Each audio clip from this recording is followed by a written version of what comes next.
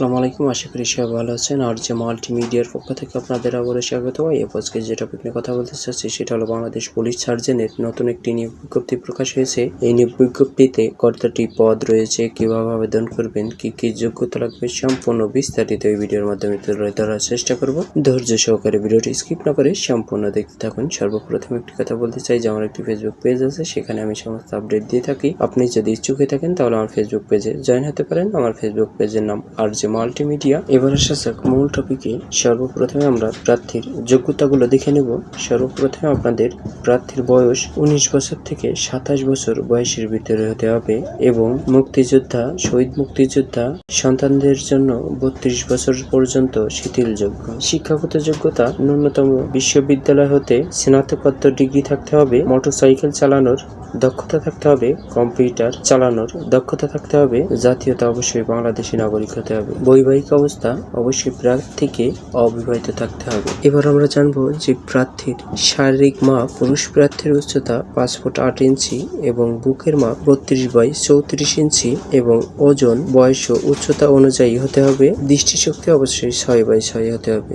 নারী প্রার্থীর উচ্চতা 5 ফুট 4 ইঞ্চি এবং বুকের মাপ 32/34 ইঞ্চি, ওজন, বয়স ও উচ্চতা অনুযায়ী দৃষ্টিশক্তি 6/6 থাকতে হবে। আবেদনের সময়সূচি 8 মার্চ থেকে 2 এপ্রিল পর্যন্ত আপনারা আবেদন করতে পারবেন। আবেদন টেলিটক সিমের মাধ্যমে আবেদন সম্পন্ন করতে হবে এবং এই আবেদনের সিস্টেম একদম বাংলাদেশ পুলিশ কনস্টেবলের যে আবেদনটি দেখেছেন আপনারা, সেই আবেদনের ফুল সেম। আপনাদের 2 বার টাকা পেমেন্ট করতে হবে, একটি শারীরিক যোগ্যতা যাচাইয়ের জন্য এবং অপরটি লিখিত পরীক্ষার জন্য। প্রথম SMS এর জন্য আপনাদের 48 টাকা কেটে নেওয়া হবে এবং দ্বিতীয় SMS এর জন্য 223 টাকা আপনাদের জমা দিতে হবে। যে বিষয়টি এবার দেখতে পাচ্ছেন শারীরিক মাপ ও কাগজপত্র যাচাইয়ের, যদি আপনাদের কোনো ভিডিও লেগে থাকে তাহলে আমার কমেন্ট বক্সে কমেন্ট করবেন, আমি ভিডিও দেওয়ার চেষ্টা করব এবং আমি আমার ফেসবুক পেজে এই নিয়োগ বিজ্ঞপ্তিটি আপলোড দেবো, ওখান থেকে আপনারা দেখে নিতে পারেন যে আপনাদের কি কি যোগ্যতা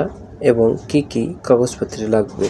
এবার যে বিষয়টি দেখতে পাচ্ছেন সেটা হচ্ছে আপনাদের কোন বিষয়ে কত নাম্বার করে প্রশ্ন করা হবে সে বিষয়ে দেওয়া আছে, আপনারা একটু দেখে নেবেন। SMS এর নিয়মাবলী আরো সুন্দরভাবে বুঝিয়ে দেওয়ার চেষ্টা করলাম। আমরা এক নজরে দেখে আসবো যে আপনাদের SMS কিভাবে করবেন। আপনারা প্রথম SMS করবেন SER স্পেস ইউজার আইডি দিয়ে সেন্ড করে দিবেন এবং দ্বিতীয় SMS করবেন SER স্পেস ইয়েস পিন নম্বর দিয়ে সেন্ড করলে আপনার আবেদনের SMS-টি সম্পূর্ণ হয়ে যাবে। আশা করি বুঝতে পারছেন। দ্বিতীয় SMS-ও আপনারা হুবহু একইভাবে আপনারা টাকা পেমেন্ট করবেন। আশা করি বুঝতে পারছেন। আমার ভিডিওটি দেখে যদি আপনার একটু উপকার হয়ে থাকেন তাহলে চ্যানেলটি সাবস্ক্রাইব করবেন। আজকের মতন এ পর্যন্ত। এই সমাপ্ত। ভালো থাকবেন, সুস্থ থাকবেন। আল্লাহ হাফেজ।